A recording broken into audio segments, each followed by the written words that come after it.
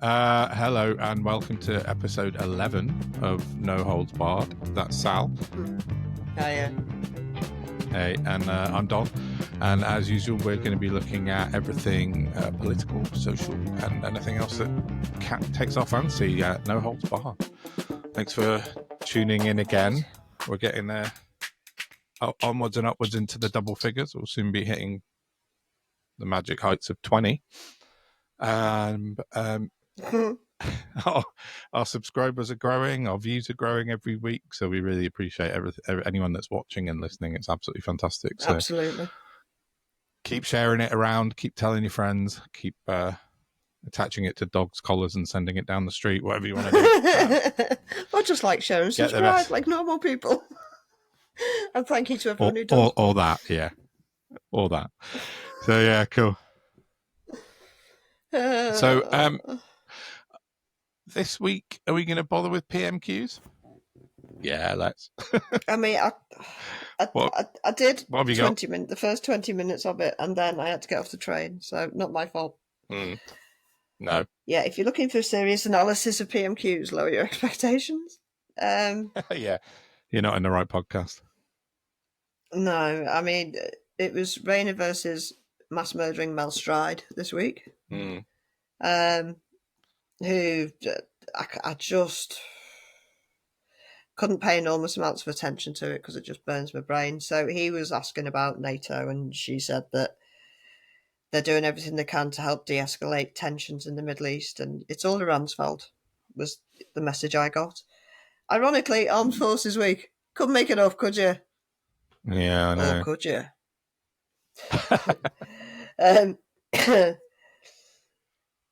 Mike Tapp stood up and basically said that the opposition are massive hypocrites because everything they criticise is because of what they did. And he was very right. And there was a raucous, and Lindsay Hoyle stood up and protected the Tories because that's what Lindsay Hoyle does. Did he really? I didn't see it again this week. I've been too busy. Oh, don't. There wasn't even a funny to be had that I saw anyway. No. Yeah. Mel Stride attacked the benefit cuts, but I think in a way that, like, I don't know, because it's just what he was doing and what he wanted to do. And it's unserious nonsense. Yeah. Rayner said that they were investing £1 billion in getting disabled people back to work. But the maths don't add up on that for a kick-off, do they? Because there's no jobs for people who don't have disabilities and chronic illnesses. So, and you're taking 5-6+ billion off us. It doesn't work. The maths just don't add up.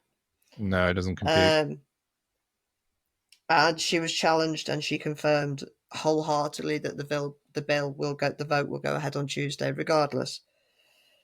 And I think they've currently got 127 Labour MPs have signed a letter of amendment to the bill to pause it. It's gone up while consultations are going on. Has it? I've not been online today.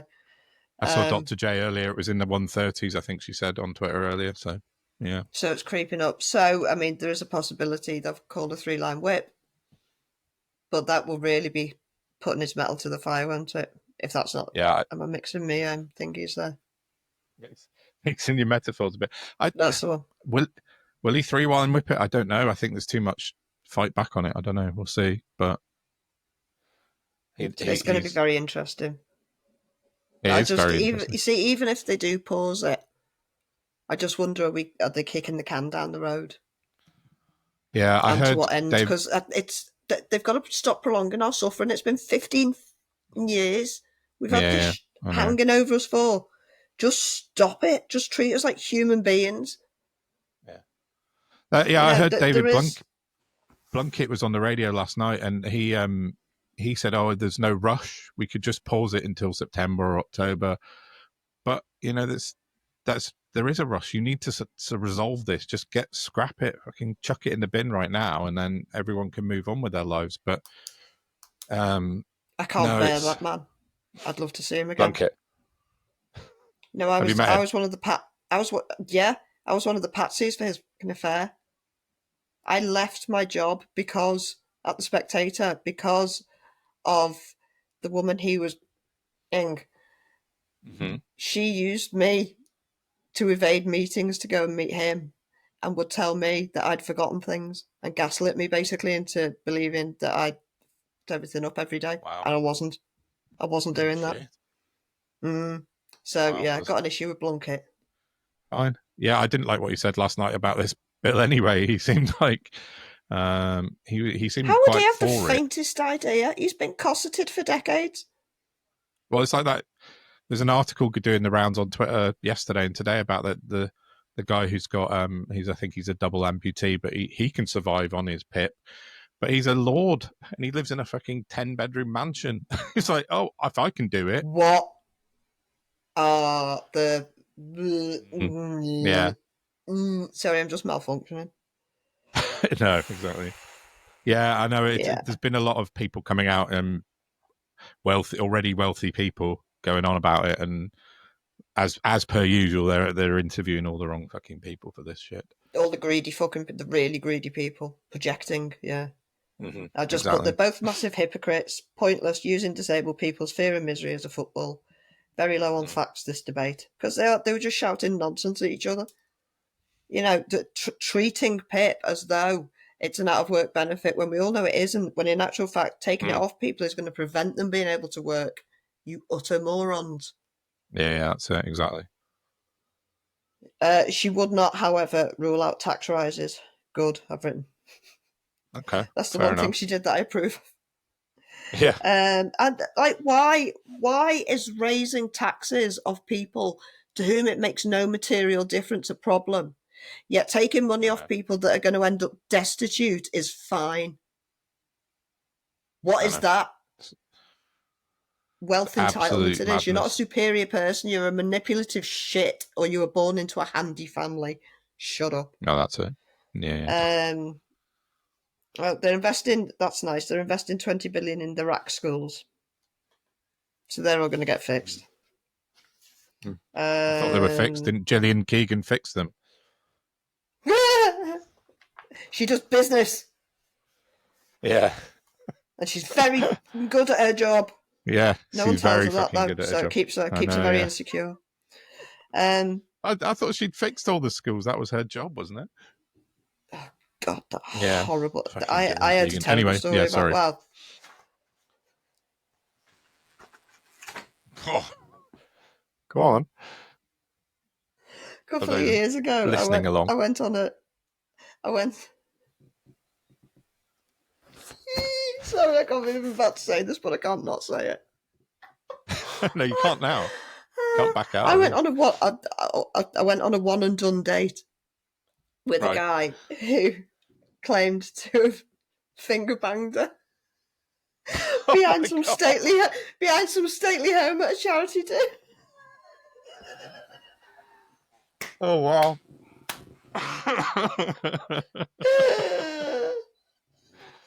Oh my word. Well, that took a surprising turn. I know. Well, I didn't even know I was going to say it, so there we go. In fact, I didn't know she was coming up because she's not in my notes. It's your fault. You raised her. You must have. Sorry. You that did. Was just a random. Did. So that's entirely on you. Oh, well, okay, yeah, there we are. That's an exclusive for the pod. Hey, look, do you know what? If she didn't roam round like with a Rolex jangling off her wrist, I might be more inclined to give her a break, but fuck her. Yeah, fair enough. Oh, yeah, Daisy Cooper asked about, will carers allowance be ring-fenced after, the government have let them down so badly? Raina, again, she kept alluding to extra help, but there's never any foundation to these claims they make about there'll be extra help at the time. Honest to God, there will. Well, how about you tell us what it is and how you've costed it and what it's going to do? Because at the minute, the stuff that's there to try and get disabled people into work, like access to work, is an absolute nonsense. And I know that because I rang up to see what help I could get when I was trying to go self-employed. And I asked the guy if, I think at the time I didn't realise that I might be able to do it through Motability. And I thought at the time I'd be able to drive. No, I haven't got a chance, not in the near future anyway. But I said, will the access to work scheme help me get driving lessons to pass my driving test?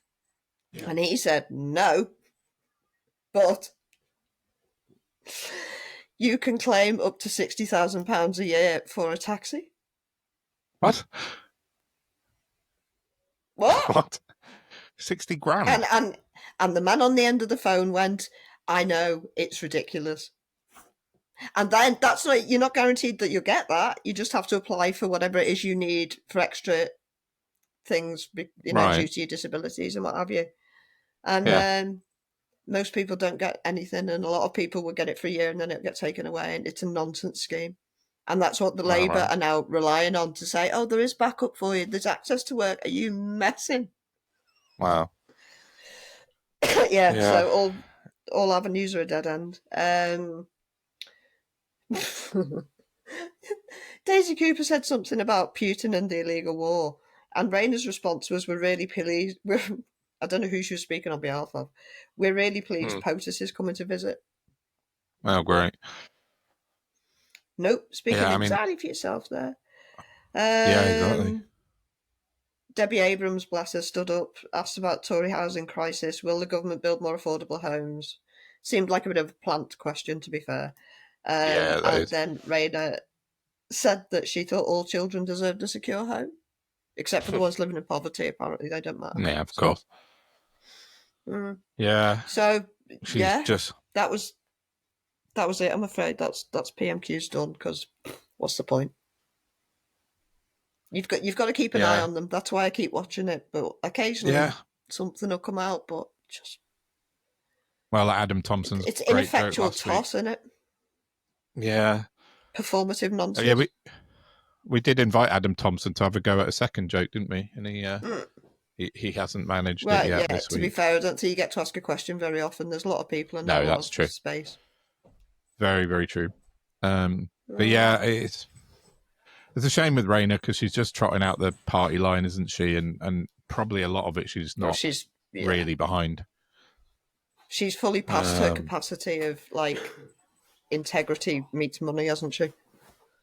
Yeah. I said that there's everyone's got a line where they they'll hit a certain madness when they get to a certain amount of wealth and power. She had a low bar. Yeah. I'm not saying she's gone mad, but she's certainly sold her soul to the devil, hasn't she? Yeah, yeah. Or seeming, unless there's some sort of plot that none of us are party to and she's running a long game. Who knows? Maybe she's secretly trying to destroy Starmer to pave a way for Corbyn, or I'm sorry, I'm been in a fever dream again now. Yeah. You just never know. But the world's been mental for how long? About 13 years, positively. Yeah, something mental. like that. So I saw never know the day. Something popped up on Twitter before we recorded it. It was Corbyn starting a party again. Reckon he's got about 10% of support if he started up one now, but unlikely. I know, but it is. But also, what's also unlikely is if prior to this last election, if you'd have asked anybody with a brain in their head, could a party with 5 MPs ever win a general election? Pre-2024, they'd have told you were sectionable, head straight to the asylum place, which is where I need to go. And yet, here we are in 2025, right, and apparently, according to everyone, Reform are going to win the next election. Yeah, I saw Sky News were at it again this morning. Yeah, about that. So, yes, when did we move into this world of insanity? So, based on that, Corbyn's got nothing to lose, has he? Really? True. And I've heard a few people say, "Oh, it'll split the vote on the left." No, Labour have done that. Labour have got rid of all the true people on the left. So there's no vote splitting to be had. The only vote splitting is between Labour, Tories, and Reform, and they're all bonkers. So let Corbyn do what he wants, and maybe with the Greens they could form a coalition of sensible, intelligent people. Imagine. That's exactly what I was going to say. Probably, but fuck me, it's what we need. If you put Corbyn and Zach Polanski together, it might be worth a shot, wouldn't it? That would be quite interesting. Yeah. Zach, do it. Please. It would. Yeah, a green left coalition would be quite something. It would be really interesting to see. unlikely again, but be nice to think about nice look, things. if Reform think they can do it with 5 MPs, who knows? All better off, aren't they? I mean, we're going to try and put a crimp in there. What's it? But the Sky News were parroting this morning in a latest MRP poll, and it's got Reform on 267 seats and Labour on 230 something seats at the moment. And interesting, the Tories on about 30. But the thing is, though, Don, these seats that they're projecting, Reform don't have people to fill them. No, they don't. That's exactly it. They definitely don't.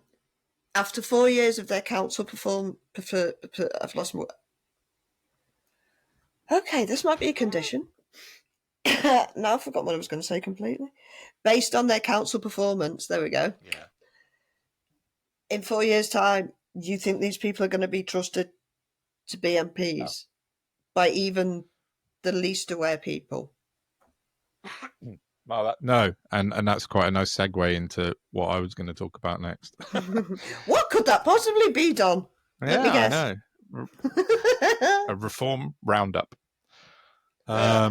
It's a bit crazy this week, so I'm going to run through a few things quickly rather than in depth, apart from one or two things. But there's too much going on with them, and as I said last week, I put out some freedom of information requests to sort of various different local councils, and some are coming back now, and I've had 3, I think now, 2 or 3. But anyway, they're all the same, and they say that they haven't got any standing agreement with Reform or Doge to share their data. So that's positive, I guess.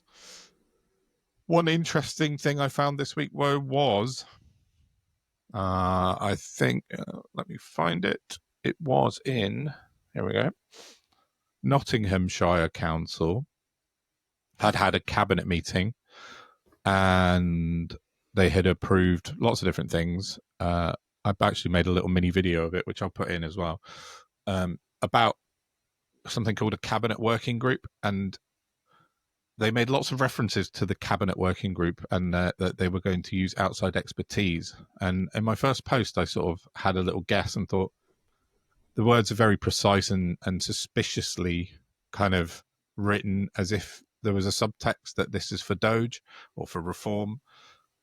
And that was my first post. And then a Twitter colleague of ours had highlighted something else, which was Lancashire County Council had also put out a report which was identical.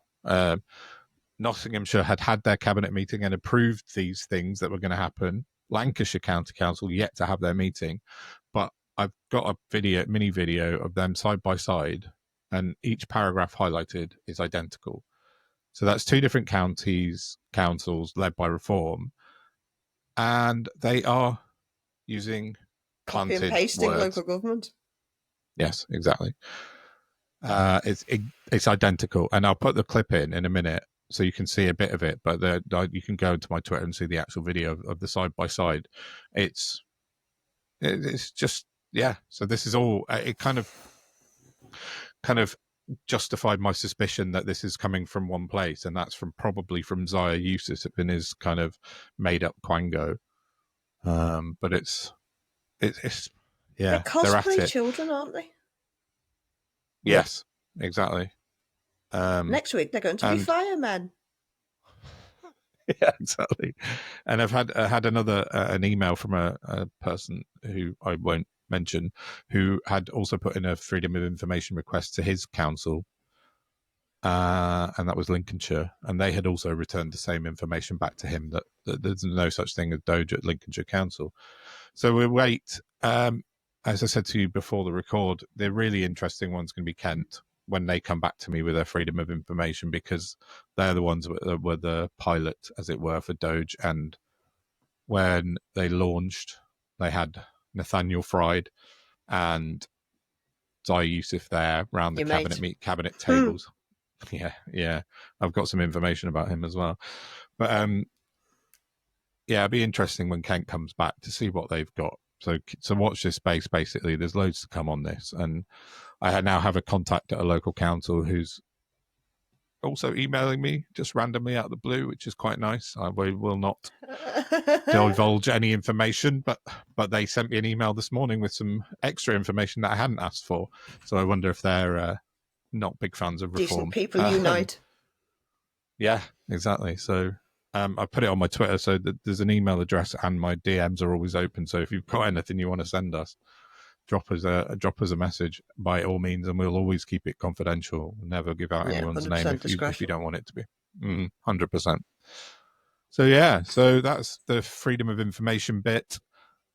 In my notes, I put in other insane reform news, and it's Warwickshire County Council this time. There's lots of local county councils, and was it yesterday? Yeah, yesterday. The elected leader of Warwickshire County Council resigned, leaving his deputy now in charge of a £500 million budget at Warwickshire County Council, and he's 18 years old. He's an embryo, yeah. An 18-year-old lad. I mean, he's just now in charge of an entire county council. Coincidentally, one in which my mum and my brother both live, Warwickshire. So that's fun for them. Yeah. Inside knowledge, in a way. Yeah. It's well, incredible. If anything goes wrong. My son's 19. I wouldn't leave him in charge of the washing machine. Exactly. This is it. It's just mad, isn't it? 18-year-old in charge of £500 million budget. And where did all the other councillors go? I don't know. I just don't know. Did they just abandon ship and say, sod this for a lark? Or he can't be the only person in an entire council. Well, no, I mean, he's just now the head of it. It was the leader that resigned, and then his deputy was this 18-year-old. Is he like interim head? Is he like interim? I mean, what the... I suppose. It's just like the leader resigned, and this guy, this 18-year-old, somehow was the deputy in the first. It's a bit like Darren Grimes is deputy of Durham County Council. So this young lad, at least he's a fully formed adult. Your brain doesn't finish growing till you're 25. That should be paid, I know. Attention to. I think it will be. In some cases, it stops when you're a lot younger. Yeah, true. Yeah, I mean, it says he's got a budget of 500 million, revenue budget of 500 million pounds to look after, and 1.5 billion pounds in assets he looks after now, which is quite the. It does say he's interim leader. Tell me what an asset is. Wow. Houses, I guess, in council terms, I suppose, and buildings. It's all sorts of infrastructure and everything, isn't it? But what I'm saying is, I wonder if he could tell you that. Oh yeah, no, unlikely. Unlikely, I'd say.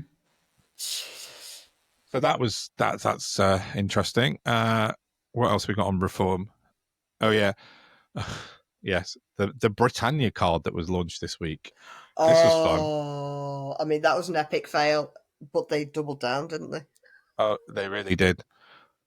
So in case you're not aware of this, Nigel Farage and Zai Yusuf did a press conference. They love a press conference. They're doing them like 4 or 5 a week.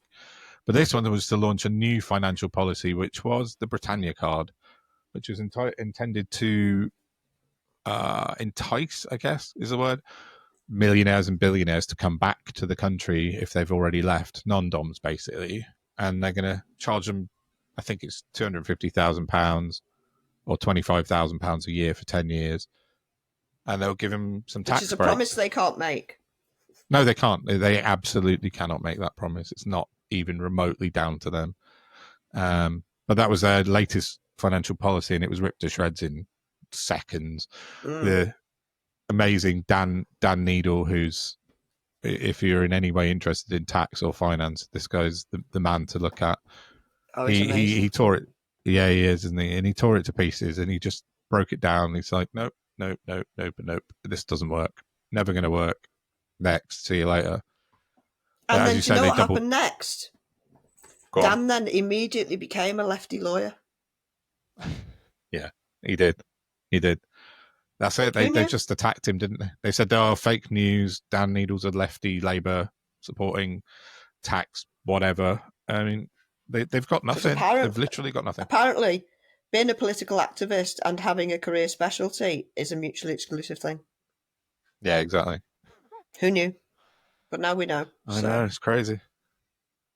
But Yeah. Well, yeah. I mean, they had. I can't remember what I was listening to. I had I've forgotten his name. John Caulfield, that's his name, who founded Founds for You. He's a billionaire, and he's a Labour donor and a Labour Cheshire supporter. fella. That's right. Yeah. And I was listening to him on the radio the other day, and he's an interesting guy, and he is. But it's like you said, you know, they're not going to come out and brand him as a lefty, you know, whatever, because he supports Labour. He's a billionaire. That's who they're targeting. Crazy, but another reform policy goes down in flames. Basically, I mean, but not just that. They were offering it to millionaires and billionaires that are already here, negating the tax that they are supposed to pay. Yeah, apparently so. Fuck off, you greedy, insane bastard! Like, I still don't understand why we can't tax people to whom it would make no tangible difference whatsoever to their lifestyles. It'd just slightly annoy them. But we can take billions off of the people who struggle the absolute most in society and leave them destitute, and that's fine. The usual. Yeah. What that is predatory behaviour, and that is a psychological issue. Behold definitely. The world. Definitely. Capitalism is saturated. Let's recognise it and let's deal with it. Let's not keep flogging the fucking horse. Yeah, what made me laugh was Farage and his friendly media were branded it as a Robin Hood policy because they said they were going to give poor, you dumb. Well, that's what they said they were going to do. They were going to put X% of the profit, to what the poorest. What profits from charging somebody 250 grand over 10 years compared to the arbitrary, out the top of my head, 5 million they were going to pay in tax? You I know. Fudging idiot. But that's basically I know nothing about economics. That bit's not hard, is it? Exactly. Yeah, exactly. If I can figure it out, then Jesus. It's just not hard to work it out, but they have to keep trying to come up with policies because that's what people in politics do. But absolutely every single time they come up with one, particularly economic ones, they're just rubbished within minutes, and then they just go away and come back with another one.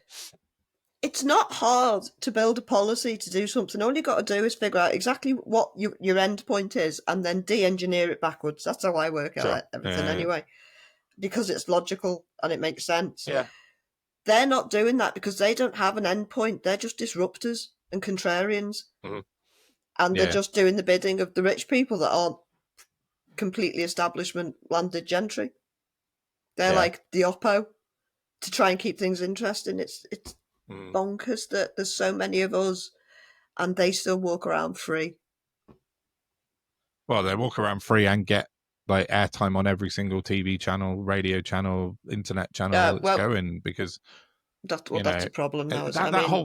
I did not realise the whole policy that Rob Britannia thing is nicked off of Trump anyway, and it's Trump's golden visa card that he's charging $5 million for. But it's just, Farage can't do anything. He hasn't got an original bone in his body, and everything he does come up with, he doesn't realise you can't translate it from America to Britain. It just doesn't work.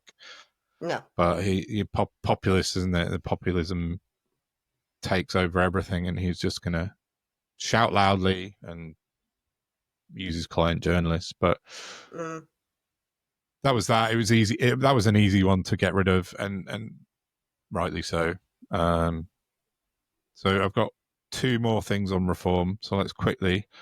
So yesterday, a YouGov poll on voting intention, and it was broken down. This was interestingly into people with jobs and people that are retired. So the people in the workforce against people retired. People with jobs, Reform are on 24%, with Labour on 27% in that poll particularly. But amongst the retired, Reform are on 36%, and Labour on 13%. Do you know what retired people do? They buy newspapers. Yes, yeah, you're right. Yeah, definitely, and they listen to LBC. Pardon me. So about that assisted dying bill. Sorry. Yeah. So Joke, clearly. I'm joking. I know. We're allowed to joke still, aren't we? I don't know. I can't remember. Yeah, we are. But just, the voting demographic that Reform think they don't have really, apart from amongst, the older generation who are It's the already fake retired. it till they make it thing, isn't it? Like we were talking about earlier, but in a different form. Manifestation True. of we will do this, that, we say it, therefore it is. Yeah, definitely. And then, lastly, on Reform, sort of, we had an interview this week came out on Knots TV, which I will link all of this and put a clip in a second. But it was a new councillor, Councillor James Walker Gurley at West Northamptonshire County Council. And he was interviewed by Lauren Monaghan on Knots TV, and I don't even know how to describe it. Bad is not even a mistake. Yeah, but then he came out this following day and did another one, didn't he? You tagged me in that. I hadn't even noticed it. Yeah, exactly. I hadn't even seen it. And he was with the dodgy Jamie McIver. And the guy still didn't know what he was talking about, even with one of his own mates who are in the same party as him. But the TV interview is just madness. He couldn't answer a question, even though he had a piece of paper in front of him with all the answers on it.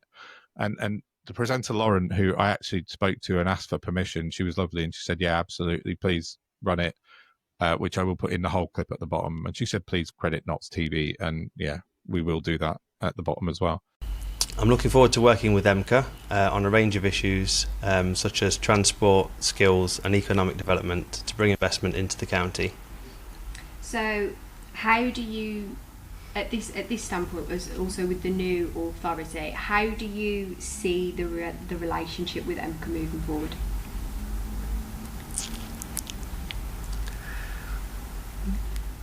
Take a minute if you need. Sorry.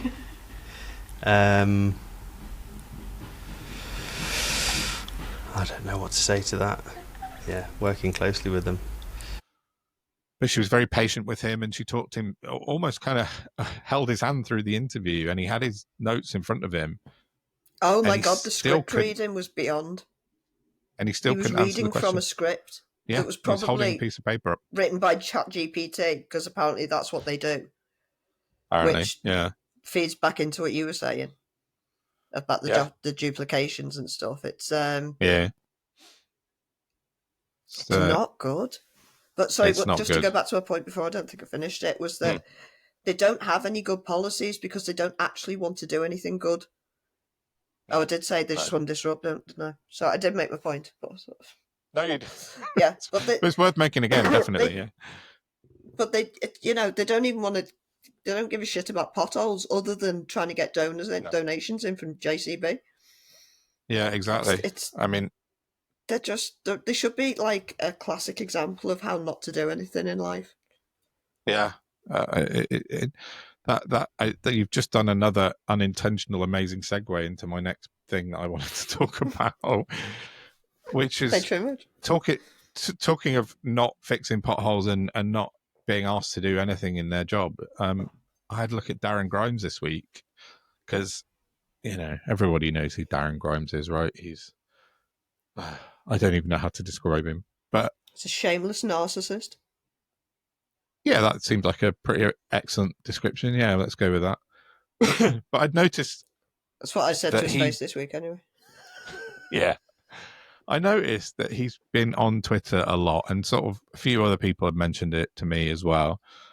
And so I kind of thought, okay, let's just do one of my little data analyses on it. So I had a little look at his tweets going back to May the 1st, because that's when he got elected as a local councillor and a bit later on as a deputy leader of Durham County Council. So I thought, well, he's going to be jumping on his job straight into it right away. So I'll go back to May the 1st and see how he was tweeting and any trends that came out and how often he tweeted about Durham and his local area, which is Anfield Plain. So it was 54 days I counted back. He tweeted 611 times in those 54 days. That's about 11 and a half a day.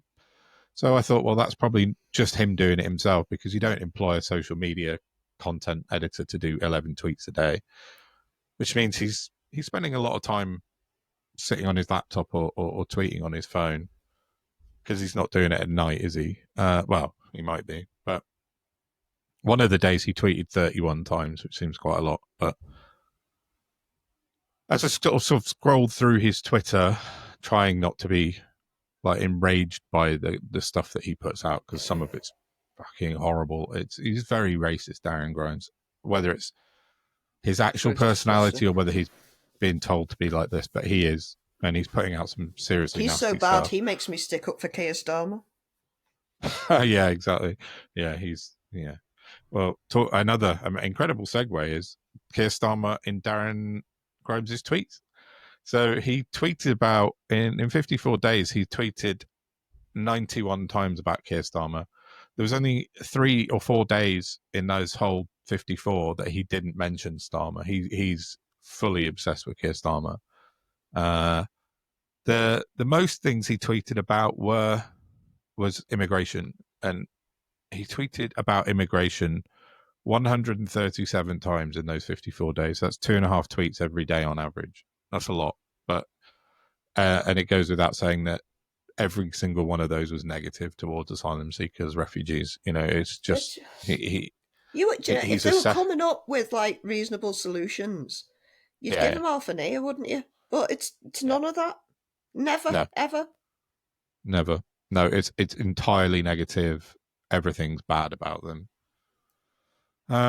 So we just scroll on a bit, and I thought, well, the next thing he talks a lot about is rape gangs, and I thought, well, he still haven't really registered about his own constituency. So I thought it was coming up after rape gangs. I thought, oh, surely we're going to have Durham, but no.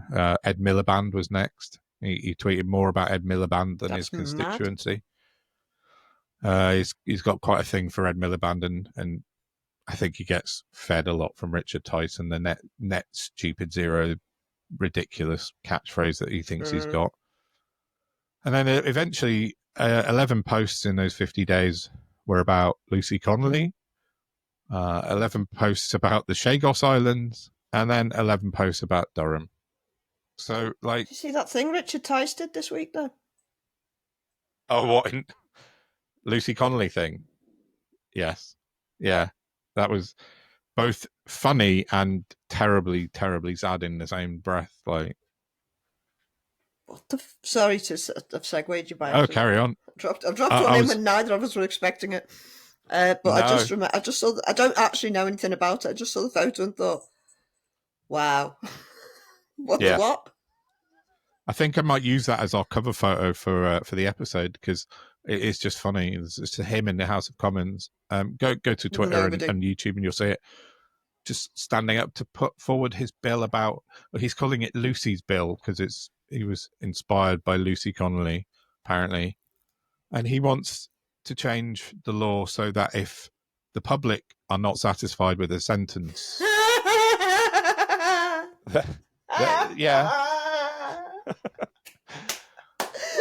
they can just go and get John down the street. I just need his opinion on this case. 500 people, that's all they need, he wants. Then they can put in an application to have the sentence changed. Get in the bin, 500 people. Is this for real? Yeah. He was on telly going on about it. I know. And that's what the picture was from. Him putting forward, in inverted commas, Lucy's bill.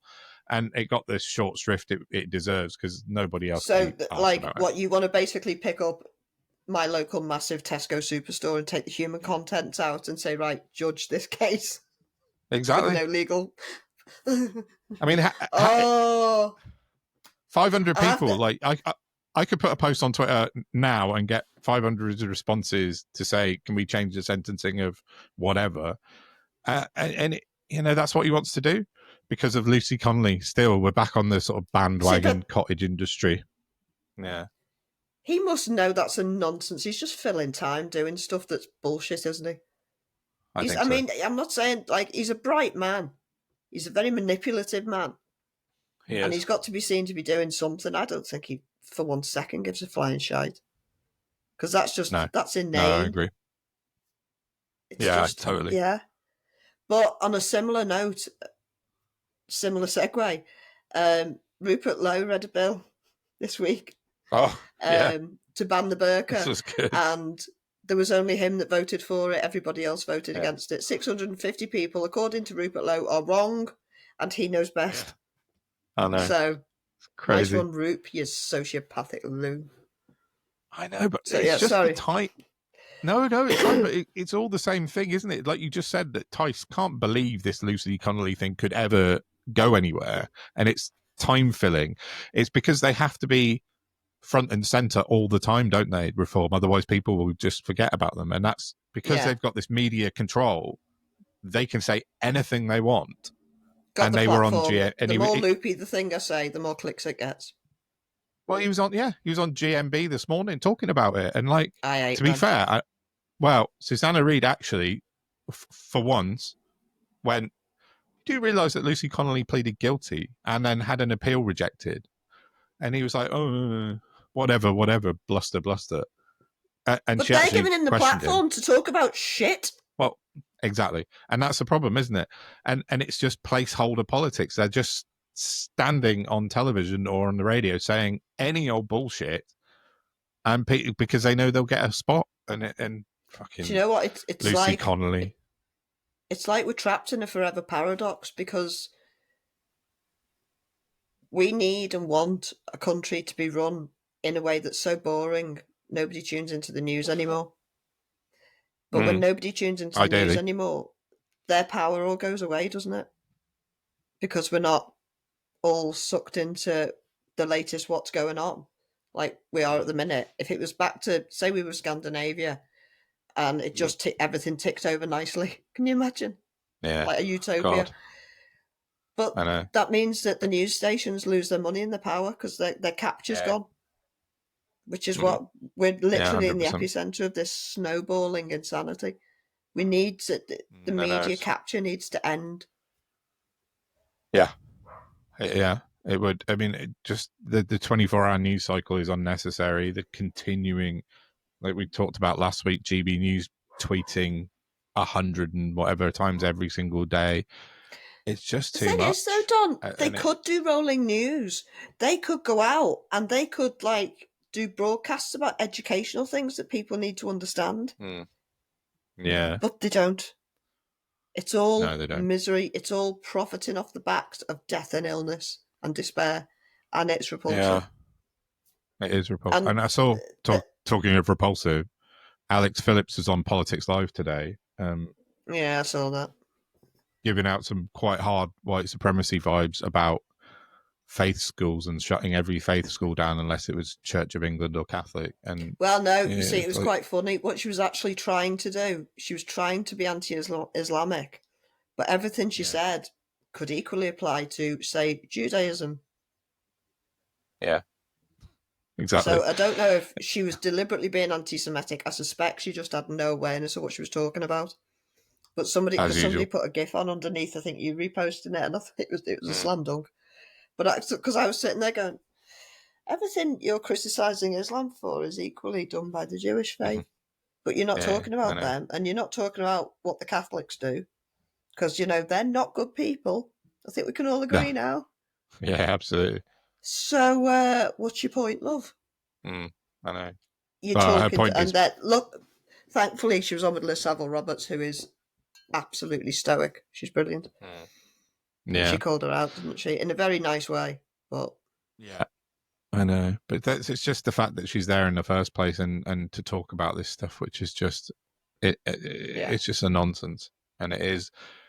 It's a national broadcaster, although it has fallen a long way in the last few years since the Tories took it over. But that sort of content is not really what we should be seeing on our kind of daily politics shows at all. Far right, Christian nationalist on telly. Well, yeah, but now we know who Lisa Nandy really is. It's hardly any surprise, is it? We've been captured. Yeah, You Lisa know? Nandy's an odd one, isn't she? Definitely. She's dangerous. Well, they all are. But politics has been captured by neoliberals, hasn't it? Yeah, I think so. Not one of them has Yeah. got a critically thinking brain. They're all just about an end game that's not the best thing for the people of this country, I don't think. No, it's not. It's certainly It's not not going at well all. now. Yeah, it's not. And Lisa Nandy was, yeah, I saw she appeared on telly just to say that kneecap shouldn't be on telly in her capacity as the whatever she is, culture minister. But Which beautifully segues me over to Palestine action.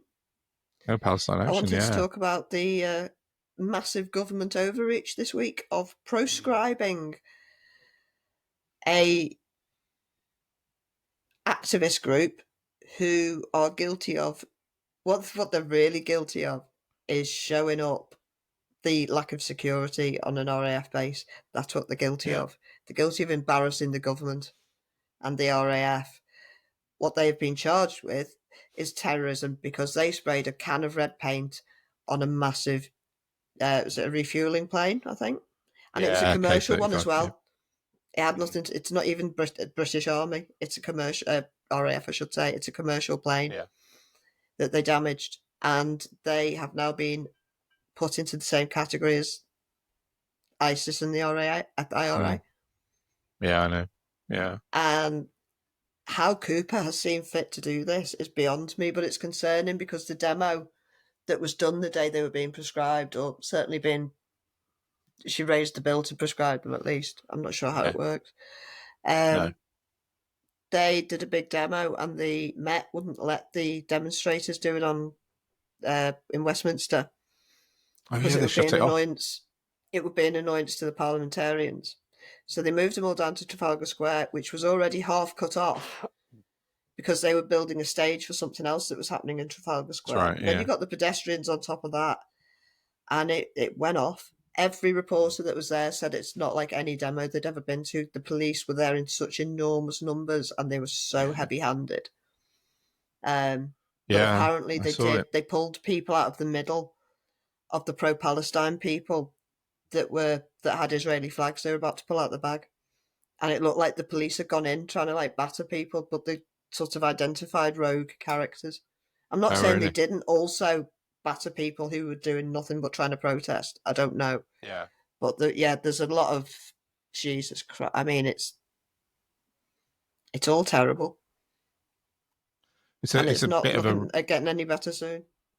No, it is. It's sort of the result of months and months and months of the government tying themselves in knot over the whole Middle East situation and Gaza and well, they're lying, isn't it? And yeah, and they can't bring themselves to criticize Israel. They can't bring themselves to support Trump's bombing Iran. They can't. They're just in a fucking mess. They're all over the shop, like on their geopolitics, and Starmer's been off around the G7 this week, hasn't he? Sort of kissing up to Trump. He absolutely looks the part of a statesman, but when it comes down to it, he can talk the talk and he can walk the walk. Has he got the balls for it? Has he shite? Has he shite? He should be having an opinion, not assuaging lunatics.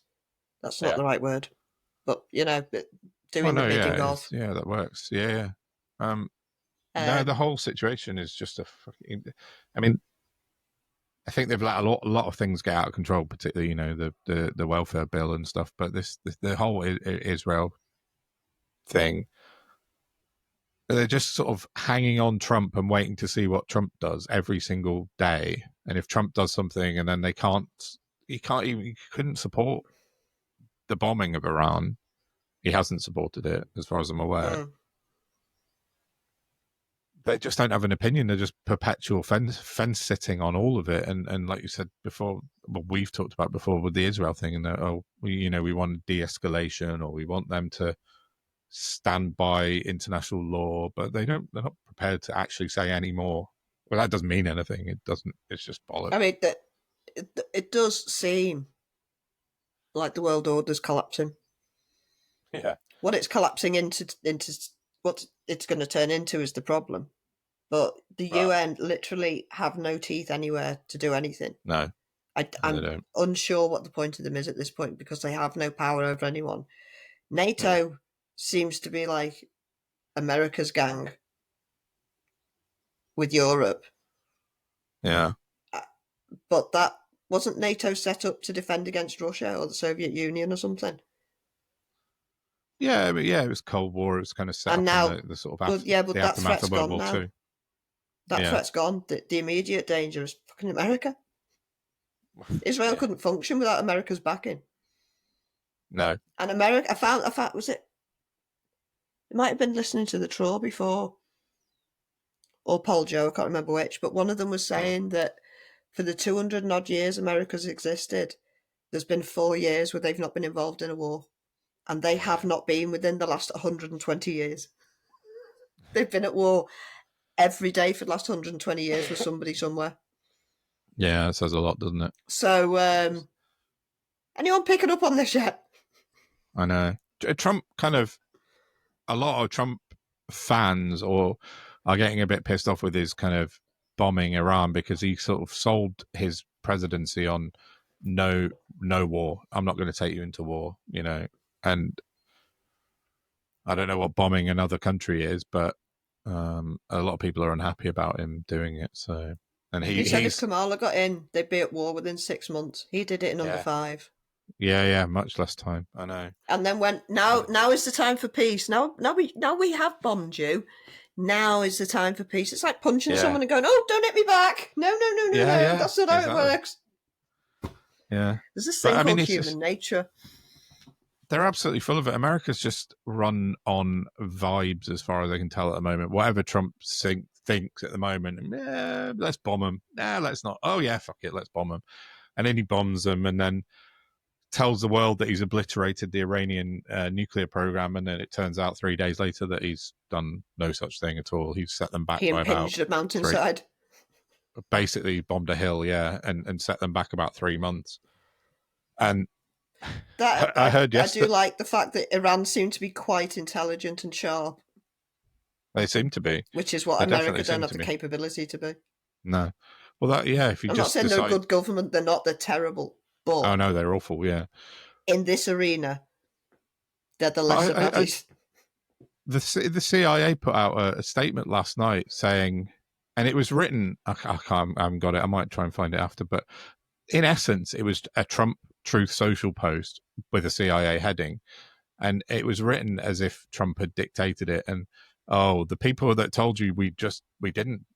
We didn't destroy their nuclear program. They were liars, and now we found out. He said something like, "We found a trusted source that told us that we've annihilated their nuclear program." Is this Kash Patel's lot? Kash Patel's FBI, and it's Tulsi Gabbard's the CIA director, I think, isn't she? Or is she? Because it was Tulsi Gabbard that was lying that Iran didn't have any nuclear bombs, wasn't it? Well, it was the report in March that said they didn't have any, and then she said, "Oh no, yeah, they do," but. No, it's just vibe. Well, no, because Trump came out and said she was a liar. Oh yeah, he did say that. Yeah, you're right. And then she had to backtrack. Oh god, it's so fucking mad. Yeah, the report in March said there's no Iran weren't enriching uranium as much as they thought, and there was no evidence of nuclear weapons. And that was a CIA report. And then she said that, and then Trump said, "No, she's lying." Yeah, you're right. Yeah. It's fucking absolutely mad. He's rubbished his own. He actually stood there and went, "The intelligence is rubbish." Okay, that's your intel. Yeah, but because I'm saying they're lying, therefore they're lying. Yeah, that's it. No, and that's what he's done again. Mad. Yeah, and that's exactly what's happened again this week when the intelligence leaked report came out from, I think it was the CIA, saying, "Yeah, we didn't actually hit them that hard, or we didn't do much damage." And then he's had to lie again over the top to cover up that. And go, "Oh no, actually, no, that's not true. Our own CIA lied. It was wrong." It's fucking just Jesus, grow up. Dangerous and insane. I just don't get it. And then you saw Trump. Do you see him lose his rag with the reporters, swearing on camera? Oh, which time? No. Just yesterday. I think it was. I saw the Dutch. Was it the Dutch Queen take the piss out of him? That was quite funny. Oh no, I missed that. She pulled his face behind his back. She mocked his face behind his back. Awesome. I missed that. I'll have to look that up. But no, he was coming off the helicopter off one of his, Air Force One, no, Air Force One, whatever they're called, the helicopter versions. And he basically said something like, "Oh, Israel and Iran have been fighting for years, but because they don't know what the fuck they're doing," and that's what he said to the reporter. Oh, yeah. Yeah, and which was then picked up by the Tories, who retweeted it and said, "This is what we think about Keir Starmer," or words to that effect. Which it's mad, isn't it? Margaret Thatcher. I'm surprised Margaret Thatcher hasn't come up to attack someone for doing that, because even she would have been disgusted at the level of disrespect and dishonour that they're behaving with. It's beyond. It's just gone beyond. Not a one of them has the right to think they're superior to anybody on this planet. They are terrible people. They are. That got deleted really quickly. Well, within a couple of hours, that got deleted. That Not post, that quickly. But, yeah. But the internet never forgets, so there's loads of clips that are around. But as you say, it's just, it's not civilized politics. It's barely even playground politics. It's just nonsense. But you can see where they get it from, because they started swearing over in Congress. Yeah, I don't know if you've seen any of the hearings, but they've started effing and jeffing in Congress. And this is coming from me, but even I know there's a time and a place, and it's not when you're in official capacity as anything. Yeah, congressional hearing. Yeah. Certainly not. Standards, man. Where did they go to die? Along with integrity and morality and truth. It would make for an interest. It would make for a much more interesting PMQs, though, if they were like, "You're a fucking liar." Honest. Yeah, exactly. No, that's bullshit. Trust me, Don. I've spent years crafting words to be able to hurl abuse so that they'll hit as badly as a swear word, but without using the swear word. Fair enough. Yeah, that's always a good idea. But that's it's what you say. There's no decorum. There's no civilized debate anymore. It's all gone out. Everything about it is improper. It's all improper. Yeah. And there's a reason we do things properly. Yeah. Because when we don't. Well, everything goes to. Yeah. You get Donald Trump in the Situation Room with him launching bombs on another country with a hat that said Trump was right about everything on it. That was on his cap when he was launching a bombing attack on Iran. I mean, that's what you end up. That's the end game, isn't it? Where you end up like that. So, yeah. But the F-bomb that he dropped was interesting. MAGA technically need rescuing. Oh, it's definitely a cult. Did you see the post they put out today? And it was, it was yesterday, and it was, it said, it was a video saying Daddy's home, and it was this big long music video about Donald Trump arriving back. That came from the NATO knobhead, didn't it? Yes, Mark Rutte, kept calling him Daddy. This is exactly what I'm talking about. No! Stop it! I know. Yeah, just fucking stop. I know. They go were and sucking find up a to him. dungeon somewhere. No shade. Go and do whatever it is you need to do, but don't be bringing it into politics, you sick weirdo.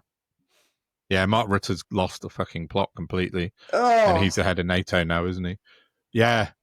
Calling Donald Trump daddy. Yeah, that's just crazy. But I am moving on just slightly on that. I spoke to Michelle Dewberry from GB News about this online this week, because she'd put out a post saying, she put up online, but we had a little back and forth chat about it.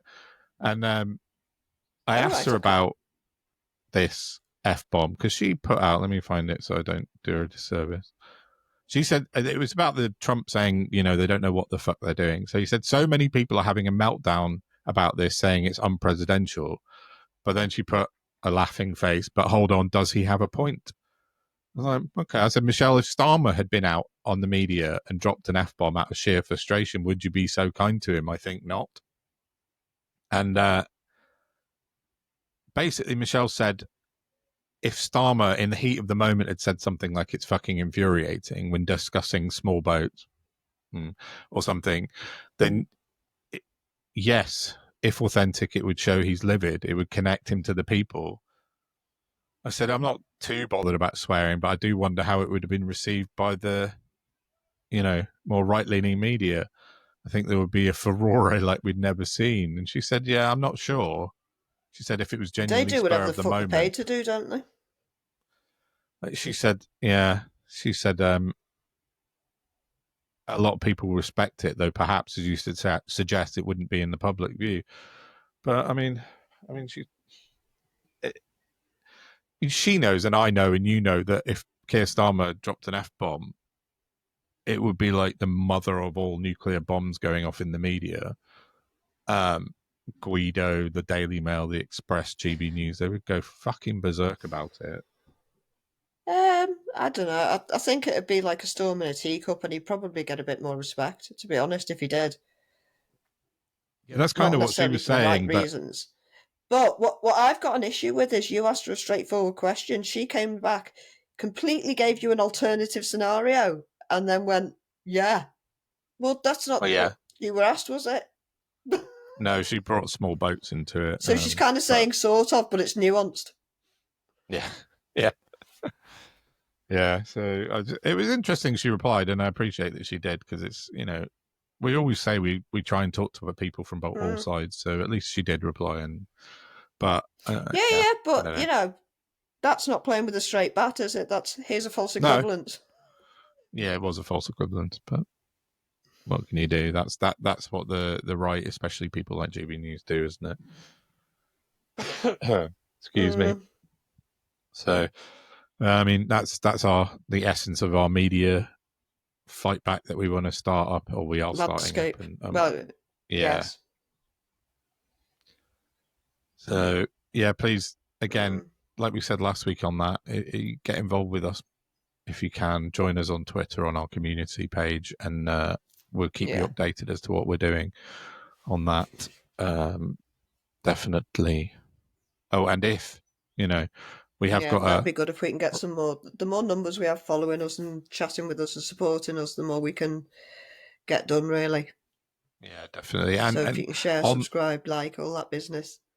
Yeah, and we do have a Ko-fi coffee page if anyone feels like helping us out, because it would be much appreciated and go towards our sort of campaign and really kind of gives a little helping hand with anything that we need to do.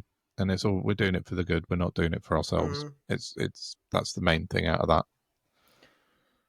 And then we just want to stop living in psychotic times where, you shouldn't need a PhD to be able to watch the news and to untangle it. But you do. No, you do. And it's wrong, and it's exhausting. And, people are tuning out because it's too much, and I get it. And they're doing it to protect their own mental health, which they need to. But that's not the kind of world we should be living in. No. It's insane. It's literally the definition of insanity. Yeah, it is. So, yeah, we've just got to keep talking about it and keep pushing forward and keep pushing at the right people.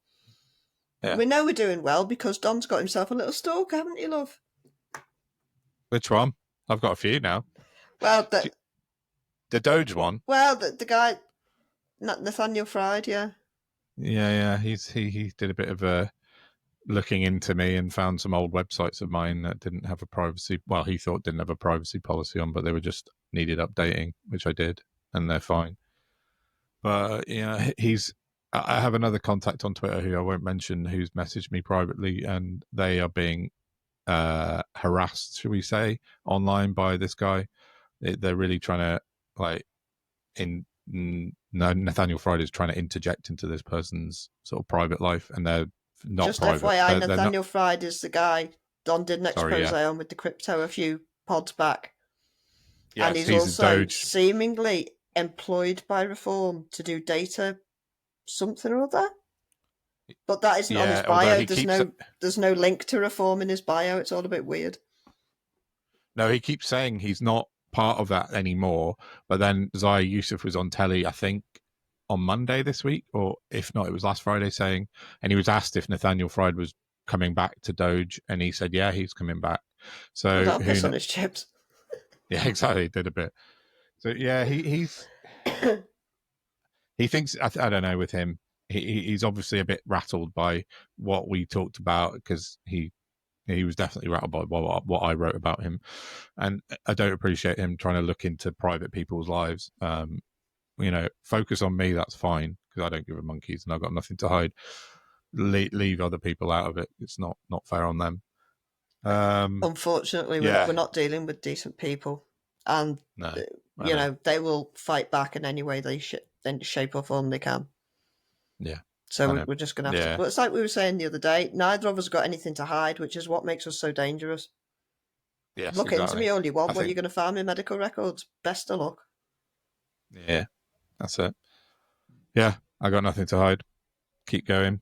You won't find much of very interesting things to find out. It's all out there. Whatever you want to look for. But I think as you said, we're doing the right thing, and it's rattling some cages. And I've had some interesting new follows. I had loads of follows this week, so thank you. I've had nearly 2,000 this week, and I know, it's brilliant. including That's an ex-Tory amazing. MP. Go you. I know. An ex-Tory MP, Mark Jenkinson. Him as well. Interesting. But, I've got lots of followers on both sides back? of... I haven't, no. Good. Because I don't want to. Yeah, exactly. Hey, why would I? No. Sorry, Mark Jenkinson, if you are listening, but that's not for me to do. But yeah, I've got to a point now. Really, I'll follow somebody back if I interact with them. Otherwise, I don't. It's just too hard. It's just too many bots. It is. Yeah, that's the problem. It is really hard, especially when you're getting loads at a time. Yeah, so if anyone's watching and I owe you a follow back, just let me know. Yeah, definitely. Same. Send a wave or something, and I'll follow you back. That's for definitely sure. But all support is really, really appreciated from both of us, I think, and from the pod. It's like we need to crowdsource some intelligence, and I've had loads of cool people like message me this week about the things that we're doing and little tips and things that they've spotted. So keep it up. There's a contact on Twitter who's from Wales, who's absolutely determined to stop any kind of reform interjection into Wales, and she has started some investigation into local councillors in Wales reform. So she's going to keep us apprised on that. And anyone that's got any information, but it's not Lou. No, I'm not going to say who it is. No. I don't want to mention them. They're keeping themselves private for now. And yeah, well, anything that you have, send it to us, and we'll try and put it out. And absolutely, we always credit if you want it, and we won't credit if you don't want it. Exactly, that's it. The more, the merrier, definitely. Mm-hmm. So I think. So are we? I got one more thing I wanted to talk about briefly, because I think it's a positive thing to end on. Unless you've got something else. No. Cool. And it happened in New York 2 days ago, and I just think it's worth a mention because I think it's brilliant, to be honest. The New York Democratic primaries were held in 2 days ago, and they voted overwhelmingly for a 33-year-old Muslim socialist state assemblyman to be the nominee for New York mayor. Zoran Mamdani has been voted through and knocked out Andrew Cuomo. So he's really upset that apple cart in the Democrats in New York. This guy's good. I've listened to him speak, and he's brilliant, and he reminds me quite a lot of Jeremy. Yeah, he just reminds me a bit of Corbyn, a bit of the good people in our politics. We talk about Zach Polanski a bit. I think he's a good guy, and Jeremy Corbyn's got that ethic, and this guy really seems on that kind of ilk, and I just thought it was a really positive thing that a ray of light coming out of America where it's really, really dark at the moment. So Zoran Mamdani is one to watch. It's hope. I hope. Yeah, absolutely. No, it was really good to see that. Definitely. Although, I mean, it has, as always, led to some insane criticisms from the usual people. Tommy Robinson was out quick. Oh, for God's Talking about sake, why can't Sadiq. he just give it up? I know. Going, oh yeah, he's tweeting from Tenerife this week. It was Bahamas last week. Still hasn't seen his family, as far as I'm aware, since he came out of jail. He's just been on holiday. But anyway, yeah, Laura Loomer, Marjorie Taylor Greene, Charlie Kirk, all the usual fucking Nutcases. idiots, basically being racist. And Donald Trump said he called him a communist lunatic. So that's something. And yeah, but I think that the most sinister was Stephen Miller, who's the White House Deputy Chief of Staff. To be fair, he couldn't look more like one of Hitler's friends if he tried. Oh yeah, without a doubt, he's definitely. He looks like he's always dressed for a rally. Yeah, SS uniform, straight up. Mm. I said he looks horrifying. like the grandchild of Nosferatu in a broken lamppost. But yeah, he's definitely SS, and it would be like if you put Matt Goodwin in charge of something. Matt Goodwin in charge of like some policy in government. Correct me if I'm wrong. Haven't Labour got their own Stephen Miller, who's a similar kind of character, but has hair and is fatter? Let me just check. Which one? Because I'm sure I've blocked him because he bad Zio and always happy to just poke the bee's nest. Absolutely. Let me just. Yeah, who's that? But I think I might be getting the names mixed up. It does happen sometimes. Yeah, definitely. Like some good news for New York and good news for America, and I hope he does win the mayoralship for New York. Oh God, They'll when have is their it? own. Oh, I'm not sure actually. Let's find out quickly, but I'm not sure. I'll find that out and we'll talk about it nearer the time. Definitely. The main thing is I can't find the British Stephen Miller. No, well, we can find it and have a look next week. No, but I blocked him because he's just a piss taker. He's just not a serious person. He's absolutely pointless. Is he an MP or a SPAD or? Labour, that might help. What you'll find SPAD, I think, or like a campaign manager type thing. Oh, no, right, okay. it's probably because I blocked him, which would make sense. I can only find the American one. Yeah, or you can find it for next week if we want to talk about it. Yeah. The other thing about America, thing I know, not funny. That's not true. I saw a post yesterday from the U.S. Embassy in London saying that effective immediately, if you're applying for a visa to go to America, they're asking you to set all your social media accounts to public to facilitate vetting necessary to establish their identity and admissibility into the United States. So basically, because there was a guy from Norway in the week, wasn't there? They got sent home because he had a JD Vance meme on his phone. And now the US Embassy in London have told people in this country, if you want to go to America, they have to see your social media. So I'm definitely banned from America, I would imagine, on that basis. But that's full on fascist. I saw an colleague of mine on Facebook the other day waving her 18-year-old daughter off to university in America, and I'm just like, oh, why would you do that? I know.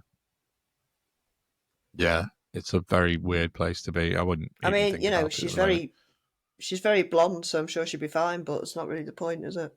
No, I know. But if they're starting to look at your social media, yeah, exactly. That's full on fascism and taking over. I mean, that's uber paranoia, isn't it? Yeah, it is. Free speech, what? It is. Yeah, exactly. I know. The right to free speech. I'm not sure what amendment that is. Anywho, is that a second? Yeah. Are we gonna segue to our special guest? Carol. Yeah. Oh. Sorry, you froze on me then. I didn't know if you were just staring at me. Yeah. Glad you weren't. Yeah. Yeah. Yeah, we got Carol Hedges, a little interview we did earlier with her, which we'll put in as well now for you to have a look at, and she's brilliant, lovely, lovely woman, and we'd very much like if she comes back on and chats to us. And she's talking about assisted dying, Absolutely. so just be aware of that before you listen to it, in case it's trigger affecting. warning. But she's very full of information. Yeah, and absolutely. obviously lived experience And humour as it's a well, good chat. which is and humour. That's all which we've is got left. Yeah, because we said that during the little mini interview with Carol, and it's so important to keep try and keep things like that light, but wherever you can. But have a listen to Carol; she's amazing, and yeah, tell us what you think. Wonderful. Leave Thank us some you, Carol. comments. But hi, Carol, welcome to the podcast. Cool. Lovely to see you. Thank you. Yeah, it's great to have you on. So, yeah, how's things? Would you? Things are a little bit iffy at the moment. I've just finished radiotherapy, so going along with the aftermath of that. Bless you. It's not easy, that's difficult, isn't it? Nope. So, can I ask your standpoint on the assisted dying bill, please, Carol? Sure, yes, do. So I'll talk about that, and then I'll disappear and let you guys to do PMQs. Ta-da! It's a very, very tricky, isn't it? I think the principle of allowing people like me, because I have pretty terminal cancer, I'm not going to be around for that much longer, allowing people who are in the final stages, who are in pain, who want to die, who need to die, who, if they were your dog or your cat, you would take to a vet and humanely put them out of their misery. I think that is a good principle and a humane principle, and something that we as human beings should take on board. However, unlike cats and dogs, we are a lot more complicated, and that's very much expressed in the bill itself. I'm probably one of the few lay people who's actually ploughed all the way through it. Just 15 minutes of my life I'll never get back again, and I'm on a limited life thing at the moment anyway. Oh, bless you. I do that sort of thing. I was a lay advocate for my community on something, and that involved learning 3 case laws. So reading these bills, which are very complicated, is you just have to do it. But I thought it meant that I could actually counter some of the crap that was coming up on social media about the government is now going to murder disabled people and murder people who are dying, which is very much not the case. If you look at the bill, it has got so many layers and caveats in it that I think the people whom it originally, whom Kem Ledbetter wanted to help, which are people like me, are going to find it very, very complicated. Because if you read it, and I'm just excuse me while I have a quick flick through. First of all, you have to be told by medical authorities that you only have 6 months to live. That's it. So that's got to be the first protocol. And I don't know whether these authorities would say that about somebody who was disabled or who was mentally impaired, because it's a big risk for them to make a statement like that, and that could rebound on them. So there are legal implications right down the line for medical personnel. So once that statement has been made, you have to have an interview with a GP. Could be your own GP. It's a very complex interview. They have to present a report. You then have to have another interview with another GP, which again is complex. Now you've got to think you could be on 24-hour morphine, you could, you're dying. And they have to present a report. And then that report has to go to a panel of a psychiatrist, a social worker, and a lawyer. And only after all those stages have been completed can a doctor or a nurse or whoever is deemed the responsible person who has decided that they're all right to do this, can they then administer to you an end-of-life injection. Now, within that particular bill, I don't see any timeline. There's no, this has to be completed in a week. That has to be completed in 10 days. This final report has got to be done by 2 months. So this could actually, given social workers are busy and lawyers are busy, this could just go on. And in my opinion, that's just adding layer upon layer of cruelty and misery to the person who only wants to end their life.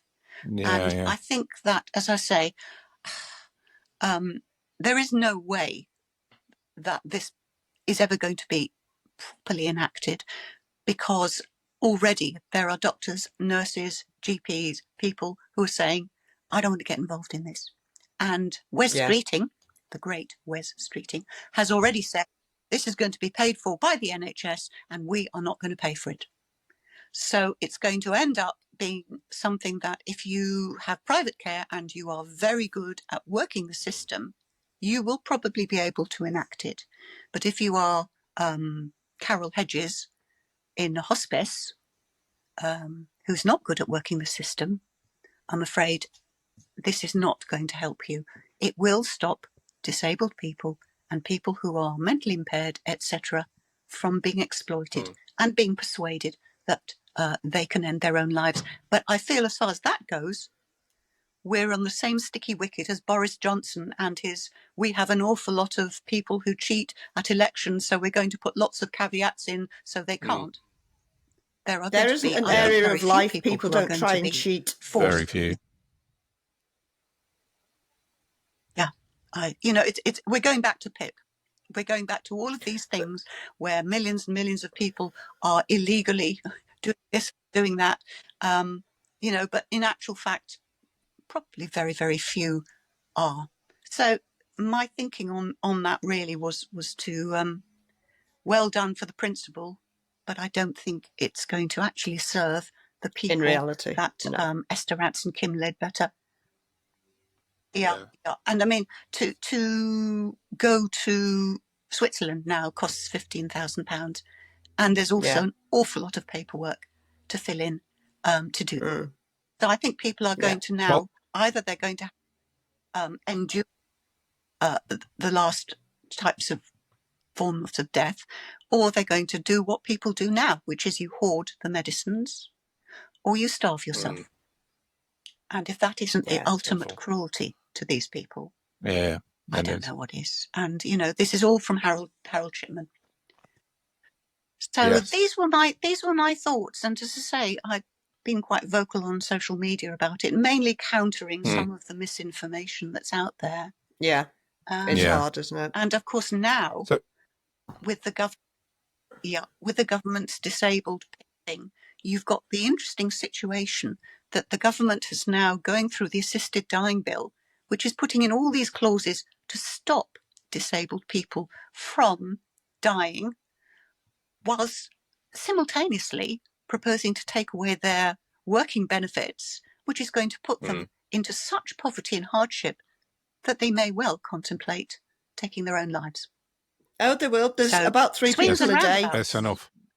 DWPC off about 3 people a day under deaths of despair. And it's an absolute scandal that's waiting to break. Yeah. There's no joined up thinking going.